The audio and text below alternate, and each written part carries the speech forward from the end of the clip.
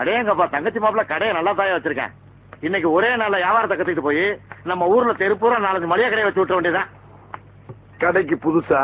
பழசா இருந்தா மட்டும் என்ன பண்ண போற? இல்லையா, இதுக்கு முன்னால பார்த்தது இல்லையேன்னு கேட்டேன். முன்னாடி பார்த்தா மட்டும் என்ன பண்ண போற? ஜோ, முன்ன பின்ன பார்த்ததே இல்லைன்னு கேட்டையா? பின்னாடி பார்த்தா மட்டும் என்ன பண்ணுவ? ஆஹா, நம்ம கிட்ட நம்ம கிட்டே போடுறேன். ஆரம்பிச்சிட வேண்டியதான். என்ன வேணும்? என்ன வேணும்? என்ன வேணும்? என்ன வேணும்? என்னதான் வேணும்? என்னதான் வேணும்?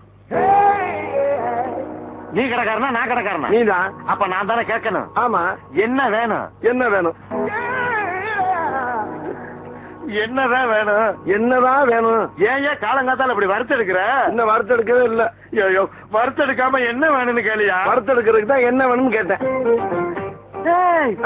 நீ என்ன கேட்ட? என்னதான் கேட்டேன். ஓ, நீ என்ன கேட்டியா? உன்னையாவே கேட்டான். ஏயா குழப்பற? நீ இந்த எண்ணெய் தானே கேட்ட? அப்புறம் என்ன முதல்ல சொல்ல வேண்டியா? வந்த உடனே ஏதோ இட இடமா பேசிட்டா அதுக்கு இப்படி ஐயா பம்படிக்கிறது. என்ன வேணும் சொல்லியா? எந்த எண்ணெயா வேணும்? கடல் எண்ணெய்.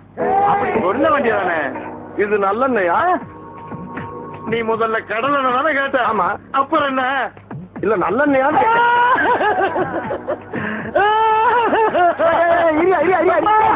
சுத்தமான நல்லெண்ணெயான்னு கேட்டியா?